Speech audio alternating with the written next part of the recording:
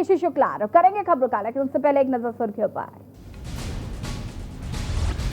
CM Tirath Singh Rawat का बड़ा निर्देश, शांत क्षेत्रों में ध्वनि प्रदूषण करने पर लगेगा 40,000 रुपए तक जुर्माना। कैबिनेट बैठक में लिया गया फैसला।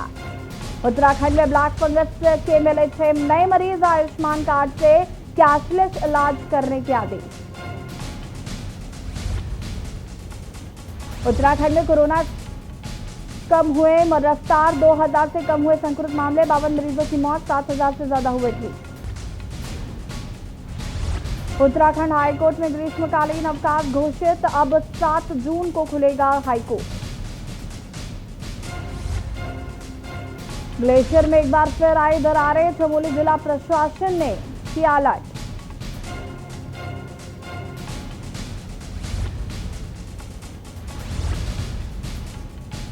उत्तराखंड में थर्ड वेव की तैयारी, बच्चों के लिए अलग से बनाए जाएंगे वार्ड, स्टाफ ट्रेनिंग शुरू। आप देख रहे हैं के न्यूज, खबरों का सारथी। खबर उत्तरकाशी से है, जहां पर मुख्यमंत्री तीरथ सिंह रावत का उत्तरकाशी 2 दिवसीय दौरा है। आज 10:50 पर कोविड केयर सेंटर गढ़वाड़ मंडल विकास निगम लिमिटेड बड़कोट का निरीक्षण करेंगे।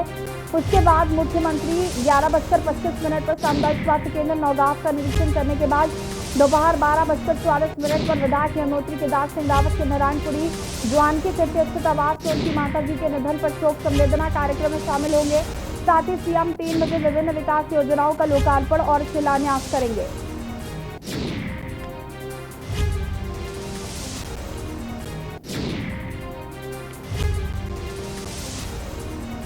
सीएम तीरथ उत्तरकाशी का दौरा करेंगे। कोविड केयर सेंटर का निरीक्षण करेंगे। उत्तरकाशी से खबर, सीएम तीरथ सिंह रावत का उत्तरकाशी दौरा है आज। कोविड केयर सेंटर का निरीक्षण करेंगे मुख्यमंत्री तीरथ सिंह रावत। साथ ही सीएम 3 बजे विभिन्न विकास योजनाओं का लोकार्पण और शिलान्यास करेंगे। और इसी खबर पर ज्यादा जानकारी के साथ उत्तरकाशी से हमारे संवाददाता अनिल रावत हमारे साथ जुड़ चुके हैं। अनिल, आपसे जानना चाहेंगे, उत्तरकाशी दौरा है आज सीएम रावत का, कितना अगर बात करें इस दौरे को तो कितना महत्वपूर्ण माना जा रहा है ये उत्तरकाशी के लिए?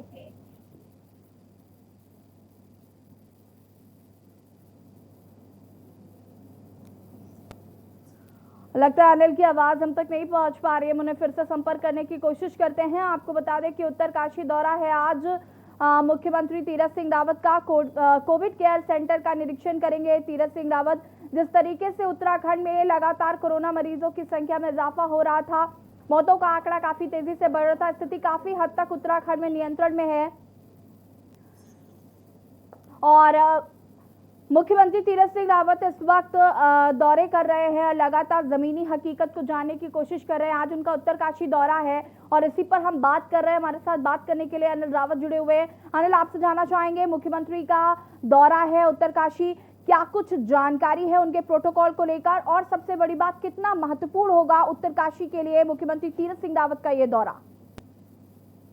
जी सोनाली, मैं बता दूं कि उत्तरकाशी में आज 2 दिवसीय जो दौरा है मुख्यमंत्री तीरथ सिंह रावत का है। ये आज सुबह जो है देहरादून से यमुना घाटी बड़कोट हेलीपैड में उतरेंगे और उसके बाद जो है ये कोविड सेंटरों का जो है निरीक्षण करेंगे।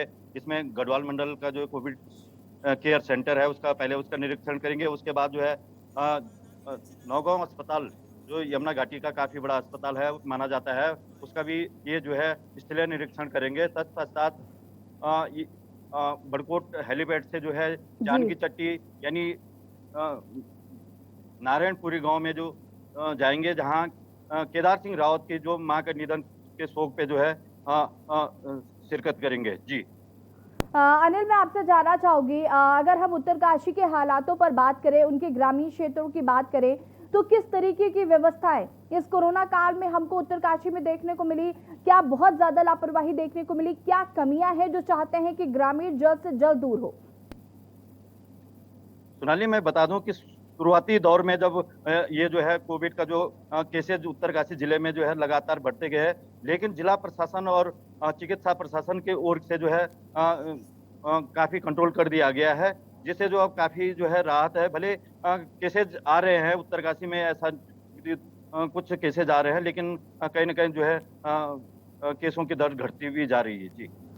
जी अनिल, सबसे पहले तो मैं आपको बता दूं कि मैं यशी हूं और अब अगला सवाल आपसे मेरा ये है कि अगर हम व्यवस्थाओं की बात करें, स्वास्थ्य विभाग की बात करें, तो वैक्सीनेशन को लेकर कितना जनता को जागरूक किया जा रहा है, उनकी टीमें किस तरीके से काम कर रही हैं वहां पर, क्योंकि इस वक्त वैक्सीन प्राथमिकता है, वैक्सीन लगना बहुत जरूरी है और उससे ज्यादा जरूरी है लोगों को जागरूक कर पाना। तो क्या ये संभव हो पा रहा है ग्रामीण क्षेत्रों में?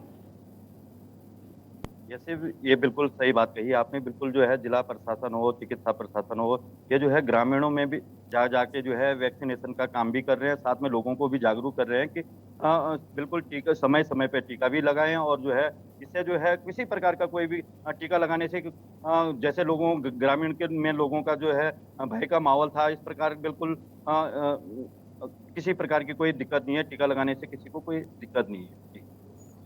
जी बहुत बहुत शुक्रिया आपका जवाब जानकारी देने के लिए। उत्तरकाशी दौरा है आज मुख्यमंत्री तीरथ सिंह रावत का और काफी महत्वपूर्ण दौरा है, और जैसे कि हमारे संवाददाता भी बात बता रहे थे कि ग्रामीण क्षेत्रों में जागरूकता का काफी अभाव है, उसे दूर करना कहीं ना कहीं प्राथमिकता है स्वास्थ्य विभाग की भी, और स्वास्थ्य विभाग लगातार कोशिश कर रहा है कि वहां के लोगों को जागरूक किया जाए वैक्सीनेशन को लेकर। और अब देहरादून से बड़ी खबर, जहां पर उत्तराखंड में ब्लैक फंगस लगातार बढ़ रहे मामले।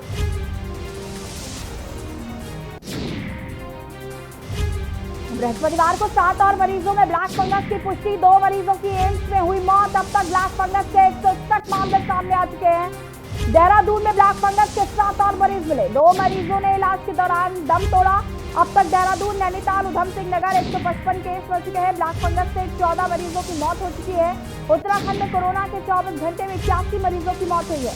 2146 नए संक्रमित मिले हैं। देहरादून में सबसे ज्यादा 148 मामले और 12 मौत। नैनीताल जिले में 6 मरीज और 1 की मौत हुई है। उधम सिंह नगर में 1 मरीज का इलाज चल रहा है, 1 मरीज की मौत हुई है। उधम सिंह नगर में 1 मरीज का इलाज चल रहा है।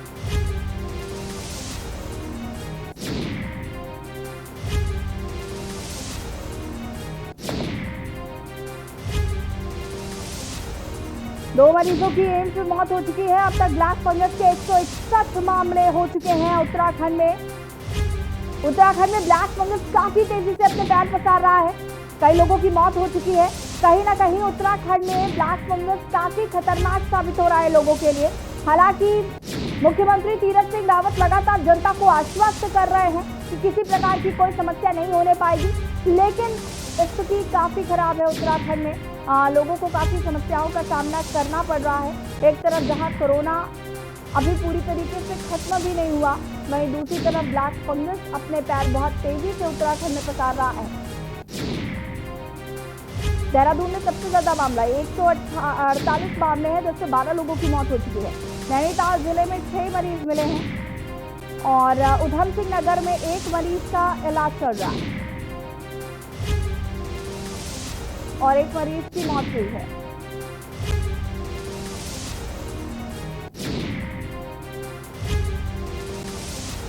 बड़ी खबर आपको हम बता रहे हैं, उत्तराखंड में ब्लैक फंगस तेजी से पैर पसार रहा है। लगातार मामले उत्तराखंड में बढ़ रहे हैं।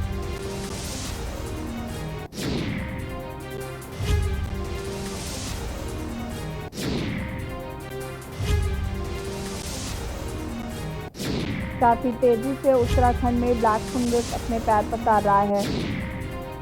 मरीजों की संख्या लगातार बढ़ रही है।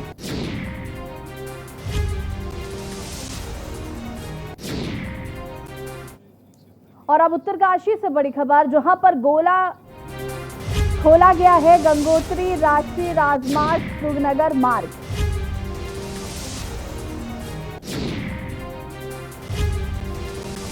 चौबीस घंटे से बंद था मार्ग बंद होने से यातायात प्रभावित था। प्रशासन और बीआरओ द्वारा खोल दिया गया है मार्ग। एक राहत भरी खबर हम आपको बता रहे हैं। उत्तरकाशी में खोला गया गंगोत्री राष्ट्रीय राजमार्ग। 24 घंटे से ये मार्ग बंद था। मार्ग बंद होने से यातायात काफी प्रभावित हुआ था। भगवानपुर से खबर, जहां पर नकली सीमेंट बनाने वाली फैक्ट्री पर शिकंजा कसा जा रहा है। पुलिस ने छापेमार कार्रवाई की। पुहाना गांव में बनाई जा रही थी नकली सीमेंट। लगातार नकली सीमेंट बनाने की मिल रही थी सूचना। पुलिस ने मौके पर एक ट्रक को हिरासत में लिया। ट्रक में 400 नकली सीमेंट के कट्टे बरामद हुए। मौके से एक अभियुक्त गिरफ्तार किया गया है और कई लोग मौके से फरार बताए जा रहे हैं। नकली सीमेंट बनाने वाली फैक्ट्री पर शिकंजा कसते हुए पुलिस प्रशासन नजर आ रहा है। पुलिस ने छापेमार कार्रवाई की। कई लोग मौके से फरार हुए। नकली सीमेंट बनाने वाली फैक्ट्री पर शिकंजा कसता हुआ पुलिस का नजर आ रहा है। पुलिस ने मौके पर एक ट्रक को हिरासत में लिया। 8 लोगों के खिलाफ मुकदमा दर्ज कर लिया।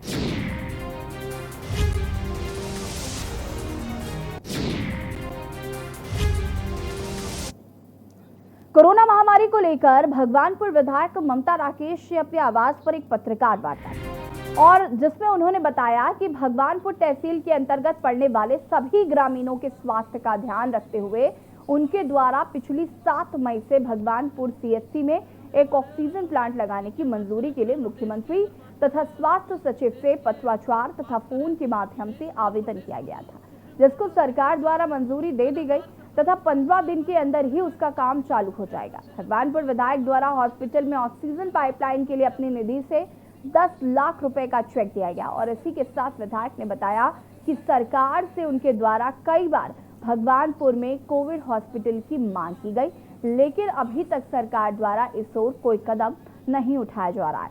उन्होंने कहा कि प्रदेश को सरकार नहीं बल्कि हाईकोर्ट तथा सुप्रीम कोर्ट चला रहे हैं। किसानों के हालात बद से बदतर हो रहे हैं। इतनी बड़ी महामारी में जहां देश का किसान लोगों के खाने के लिए अनाज देने का काम कर रहा है, वहीं किसान आज सबसे ज्यादा परेशान हैं।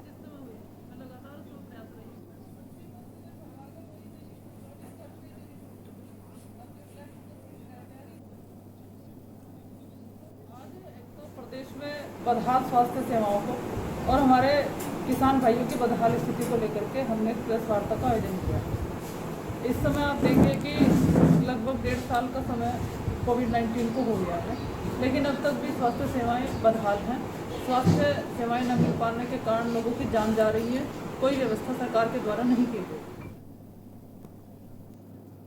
उत्तराखंड के कैबिनेट मंत्री अरविंद पांडे ने रुद्रपुर कलेक्ट्रेट सभागार में कोविड-19 की रोकथाम को लेकर जिलाधिकारी व मुख्य चिकित्सा अधिकारी के साथ समीक्षा कर विस्तृत रूप से जानकारी ली।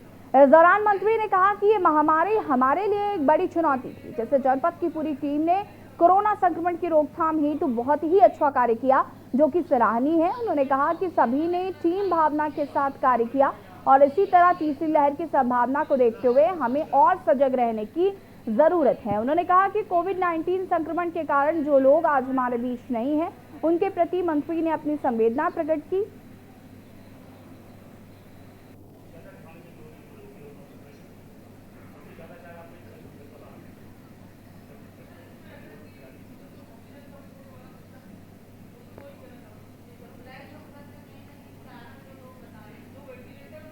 जिले में जहां बहुत बड़ी मात्रा में केस आते थे, आज 100 से भी नीचे प्रतिदिन केस आ गए हैं, 100 से भी नीचे।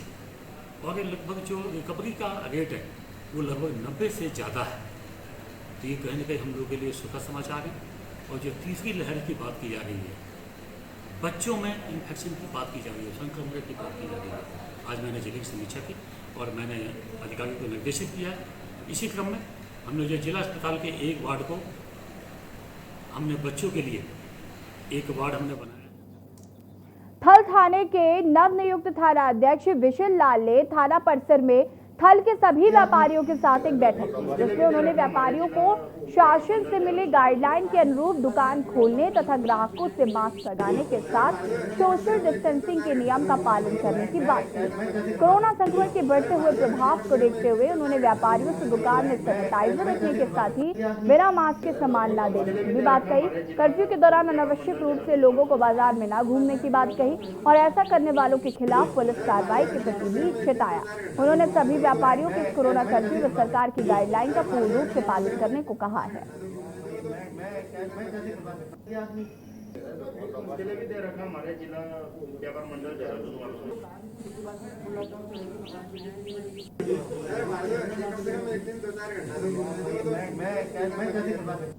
आज जो मेरी मीटिंग हुई है, मीटिंग में मेरे द्वारा व्यापारी गणों को बताया गया, एक तो कोरोना के संक्रमण के संबंध में उनको आवश्यक हिदायत दी। दूसरा, जो शासन से आदेश निकले हैं कि दुकानें किस किस तरीके से खुलेंगी, उससे भी सचेत किया तथा उनको यही बताया गया कि अगर जब दुकानें खुलती हैं तो जो भी आपके यहाँ ग्राहक आते हैं उनको सोशल डिस्टेंसिंग का पूरा पालन करें। देश भर में कोरोना के बाद इस वक्त सोशल मीडिया और सरकार की तनी चर्चा में है। केंद्र सरकार द्वारा लाए गए नए आईटी नियमों के कारण ये चर्चा बहस का मुद्दा बन गया। जहां एक और व्हाट्सएप सरकार के नए आईटी नियमों के खिलाफ दिल्ली हाईकोर्ट में जा चुकी है, तो वहीं टूलकिट मामले पर ट्विटर और केंद्र सरकार के बीच टकरार बढ़ती जा रही है। ट्विटर ने अभिव्यक्ति की आजादी पर संभावित खतरे को लेकर बयान जारी किया, तो केंद्र सरकार ने भी ट्विटर के इस बयान पर कड़ी आपत्ति जताई है। देखिए रिपोर्ट।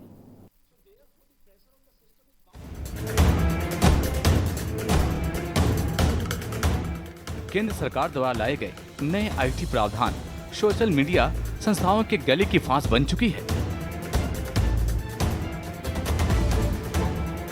व्हाट्सएप ने नए आईटी प्रावधान के खिलाफ दिल्ली हाईकोर्ट में शरण ली है। एंड टू एंड एन्क्रिप्शन को लेकर व्हाट्सएप और केंद्र सरकार के बीच रार छिड़ी हुई है। व्हाट्सएप का कहना है कि ट्रेसबिलिटी का प्रावधान असंवैधानिक और लोगों की निजता के मौलिक अधिकार के खिलाफ है। ट्रेसबिलिटी का मतलब यह है कि सरकार के पूछे जाने पर व्हाट्सएप को बताना होगा कि किसी भी मैसेज को किसने सबसे पहले भेजा। यह सोशल मीडिया प्लेटफॉर्म को ट्रैक करना पड़ेगा। व्हाट्सएप इसे अपने नियमों और संविधान के खिलाफ बता रहा है। वहीं भारत सरकार का कहना है कि अपने हर नागरिक के निजता के अधिकार को सुनिश्चित करने के लिए प्रतिबद्ध है, लेकिन इसके साथ साथ सरकार की जवाबदेही लॉ एंड ऑर्डर मेंटेन करने तथा राष्ट्रीय सुरक्षा को सुनिश्चित करने का भी है। सोशल मीडिया प्लेटफॉर्म्स को इंफॉर्मेशन शेयर करने के लिए कहा जाएगा जहां पर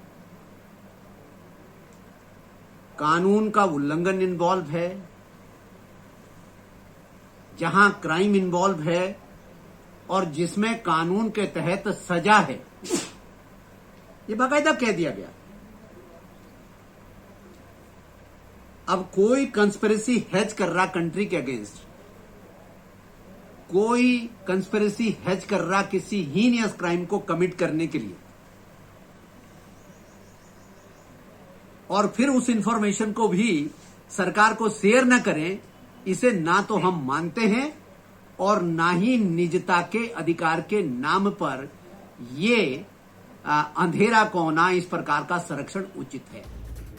इस साल की शुरुआत से अब तक केंद्र सरकार ट्विटर से 1100 ट्वीट्स हटाने को लेकर आदेश दे चुकी है।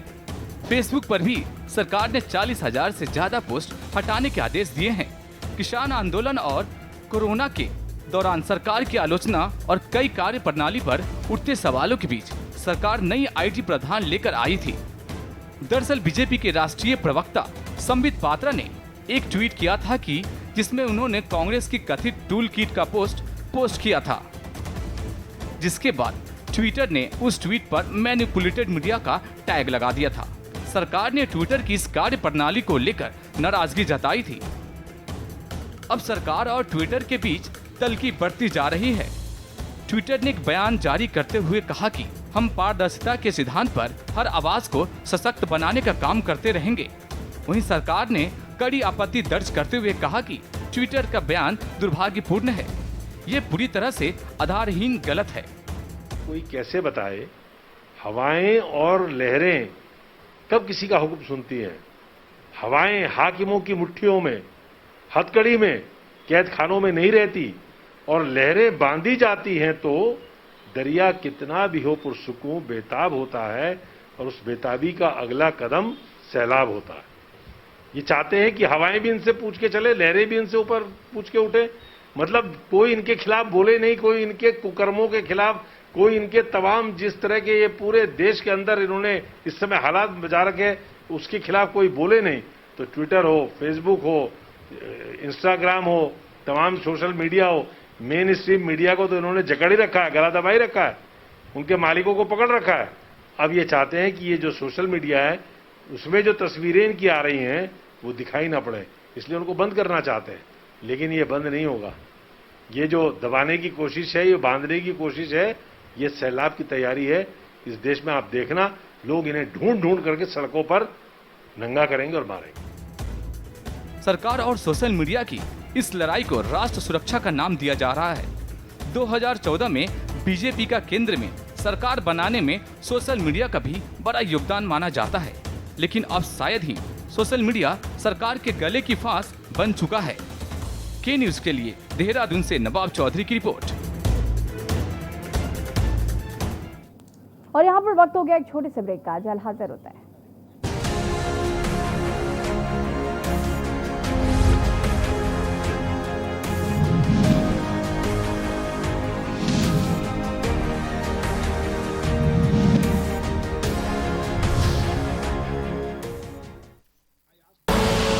आप देख रहे हैं के न्यूज, खबरों का सारथी। जुबान के लिए उड़ चला गैरों की ज़मीं पर, खुशबू अपने पन की ढूंढता। और दूर कितना भी जा, इस जुबान से दूर ना जा पाओगे। विमल, बोलो जुबान केसरी। आप देख रहे हैं के न्यूज, खबरों का सारथी।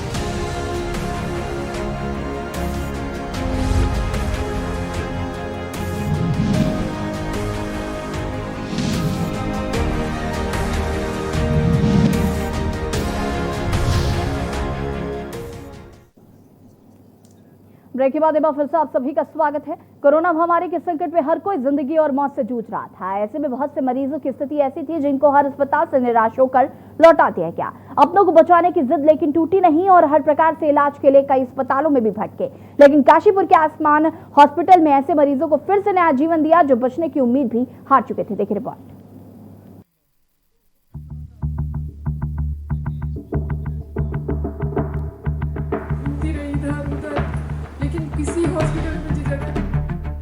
आंखों में ये आंसू अपने आप में उस दर्द को बयां करते हैं जो पिछले दिनों में इन्होंने जिंदगी और मौत के बीच गुजारे हैं। हर पल मौत का खौफ सर पर मंडराता था और हर पल अपनों को खोने का डर सताता था, क्योंकि जिंदगी बचाने वाले डॉक्टरों ने भी इलाज करने से इनकार कर दिया। दर दर भटकने के बाद जहां भी उम्मीद की किरण दिखी वहीं इलाज कराया, लेकिन जब कहीं भी इलाज से फायदा नहीं हुआ तो काशीपुर के आयुष्मान हॉस्पिटल से इलाज की उम्मीद जगी तो दिल्ली से काशीपुर पहुंचे, जहां पिछले 17 दिनों से इलाज के बाद नई जिंदगी मिलने पर ये आंसू छलक रहे हैं। जी हाँ, ये दास्तां है एक ऐसे मरीज की जो कोरोना पॉजिटिव होने के बाद इलाज के लिए भटकता रहा और सभी जगह से उसे निराशा ही मिली, बचने की उम्मीद भी नहीं थी। पत्नी ने हिम्मत जुटाई और किसी के बताने पर काशीपुर अपने पति को इलाज के लिए ले आई, जहां डॉक्टरों ने 17 दिनों तक इलाज के बाद आखिर कोरोना महामारी के जंग से जीतकर बाहर निकाल दिया। अपने सुहाग को बचाने की जद्दोजहद में लगी यह महिला अपने पति को नया जीवन देने के बाद अपने आंसू नहीं छिपा पाई और अपनी आप बीती बयां करने लगी। पूरा आयुष्मान हॉस्पिटल में यहाँ तक के पहुँचने के सफर में हमने बहुत सारे संघर्ष झेले। सबसे पहले मेरे हस्बैंड ग्रेटर नोएडा जॉब करते थे, वो वहाँ से कोरोना पॉजिटिव हुए। 13 अप्रैल की बात है ये। फिर एक हफ्ते वो क्वारंटाइन हुए, उनकी स्थिति मतलब ख़राब होती गई। फिर डॉक्टर की एडवाइस से सीटी हुआ, सीटी में उनको 13% न्यूमोनिया निकला। उसके बाद से ऑक्सीजन लेवल उनका डाउन होते गया। उसके बाद से डॉक्टर ने बोल दिया आप इमरजेंसी कहीं से हॉस्पिटल में आप इनको एडमिट कराओ। हम दिल्ली के GTV, राजीव गांधी, इवन गुड़गांव में जाके प्रगति हॉस्पिटल सब जगह हमने चक्कर काटे, लेकिन कहीं भी उनको बेड नहीं मिला। वापस से निराश होकर हम अपने घर आए। उसके बाद से हमारे किसी रिलेटिव रुद्रपुर में नर्स हैं, उनके थ्रू हमें पता चला कि काशीपुर में हॉस्पिटल्स खाली हैं, बेड खाली हैं। फिर हमने ऑनलाइन काशीपुर के सारे हॉस्पिटलों का नंबर निकालना शुरू किया तो आयुष्मान हॉस्पिटल के विकास गहलोत सर जी से बात हुई। उन्होंने कहा ठीक है, आप दिल्ली से आ रहे हो तो हम आपके लिए बेड खाली करवा रहे हैं। फिर हम लोग इमरजेंसी से ही एम्बुलेंस से यहाँ पे काशीपुर रात में आए और सर ने ICU में एडमिट कराया। 13 दिन ICU में रहने के बाद फिर जनरल वार्ड में बुलाया हमें। फिर अभी मेरे हस्बैंड ठीक ठाक है, कोरोना पॉजिटिव नहीं है। संकट की इस घड़ी में कोरोना के बहुत से ऐसे मामले सामने आए जिनके इलाज के लिए हर अस्पताल ने इनकार कर दिया था। 80 से 90% डैमेज मरीजों का इलाज करने से हर कोई अपने आप को बचाता रहा। ऐसे में आयुष्मान अस्पताल के डॉक्टरों ने सफल इलाज की मिसाल बनाते हुए मौत के मुंह से कई जिंदगियों को बाहर निकाला। हम यहाँ लेकर आए थे तब बहुत ज़्यादा क्रिटिकल कंडीशन थी, उनको सांस लेने में भी दिक्कत हो रही थी और वीकनेस भी बहुत ज़्यादा थी, कफ बहुत था। और जब हम लोगों ने रिपोर्ट्स वगैरह सिटी स्कैन वगैरह कराया तो उसमें काफ़ी सारा इन्फेक्शन था अकॉर्डिंग टू डॉक्टर्स, है ना। तो फिर यहाँ पर एडमिट कराया। कुछ दिन यहाँ पे भी अनस्टेबल ही रहे थे और हम लोग तो ऐसा हो रहा था कि नहीं पापा जी को कुछ हो ही जाएगा। और फिर देन उनको फिर वेंटी पे लिया तो करीब वो 2 दिन बाद स्टेबल हो गए वेंटी पे। देन उसके बाद उनकी रिकवरी भी स्टार्ट हुई है और अब उनको वेंटी हटा दिया गया है, अब वो नॉर्मल ऑक्सीजन पे हैं और रिकवरी ऑलमोस्ट उनकी 70% अकॉर्डिंग टू मी हो गई, क्योंकि वो खुद से अपने आप से पेशेंट महसूस करने लगता है कि वो रिकवर हो रहा है, तो वो खुद ही बोलता है। तो कह रहे हैं कि हाँ मैं अब ठीक हूँ और घर जाने के लिए भी कह रहे हैं, क्योंकि उनको ऐसा लग रहा है कि मैं ठीक हो गया हूँ, मुझे घर जाना चाहिए, बट अभी थोड़ा है, उनको थोड़ा और रिकवर होना है। जिंदगी जीने की आस छोड़ चुके और जिनका इलाज भी कहीं नहीं हुआ, उनको फिर से जिंदगी देने वाले डॉक्टर भावेश ने बताया कि उनके चिकित्सालय ने क्रिटिकल पोजीशन में कई मरीज भर्ती हुए थे, जिनको इलाज करने से सभी जगह से इनकार कर दिया गया था। बावजूद इसके उनके चिकित्सालय में ऐसे मरीजों का इलाज हुआ और उनकी पूरी तरह से रिकवरी भी हुई, जिसमें 3 गर्भवती महिलाएं भी थीं। उन्होंने बताया कि कोरोना के 500 से अधिक मरीजों का इलाज करके अस्पताल में सफलतापूर्वक उन्हें लौटाया गया है। जो 80 से 85% लंग डैमेज हो, प्रेगनेंसी के साथ हो या कई बार बड़ी बीमारी जो प्री एग्जिस्टिंग हो, ऐसे बहुत सारे पेशेंटों को हमने ठीक किया हुआ है। इसी क्षेत्र में लोग पेशेंट को लेने से झिझक रहे थे। जैसे कई सारे जो मरीज हैं जिनको किसी को 15 दिन, किसी को 18 दिन, उसके बाद भी हमने सक्सेसफुली डिस्चार्ज किया हुआ है। जो सेकेंड वेव एक्चुअली बहुत ही मतलब ज़्यादा और अनप्रेसिडेंटली सडनली आ गया। इसमें ये वेव में हमने ऑलमोस्ट 450 से 500 मरीजों को ट्रीट किया हुआ है, जिसमें गर्भवती महिलाएं, कई बुजुर्ग हैं, कई की एज 80 साल की, 85 साल की थी, कई 20-22 साल के लड़के भी थे, प्रेग्नेंट लेडीज़ भी थी। बहुत सारे हमने क्रिटिकल केसेस ट्रीट किए हुए हैं। थैंक्स डाउन पिथौरागढ़ तक से मरीज आए हुए हमारे पास, और यूपी से, दिल्ली NCR से, लखनऊ से और हरदोई से भी मरीज आए हुए हमारे पास। एक मरीज हमारा भी एडमिट है जो अयोध्या से आया हुआ है। मतलब हमारे यहाँ पे जो रिजल्ट मिल रहा है वो देख के दूर दराज के क्षेत्रों से भी मरीज हमारे यहाँ पे आना चाह रहे हैं। कोरोना महामारी में इलाज के अभाव में बहुत से लोग जिंदगी से जंग हार गए और बहुत से लोग जिंदगी की जंग जीतने में कामयाब भी हो गए। उनकी जिंदगी और मौत के बीच अगर कोई खड़ा था तो वो थे डॉक्टर, जिन्होंने भगवान के रूप में कोरोना जैसे राक्षस से जंग लड़ते हुए न जाने कितनी ही जिंदगियों को नया जीवन दिया है। के न्यूज़ इंडिया के लिए काशीपुर से अजहर मलिक की रिपोर्ट।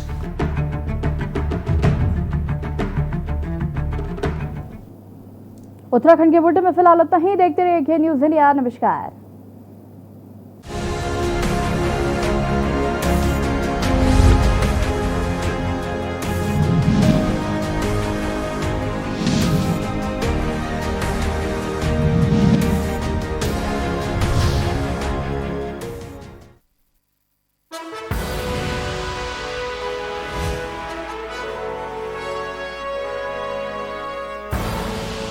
आप देख रहे हैं के न्यूज़, खबरों का सारथी।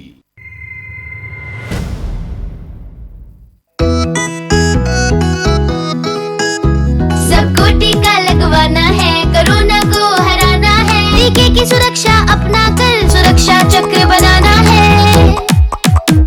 18 साल की उम्र हो, युवा हो या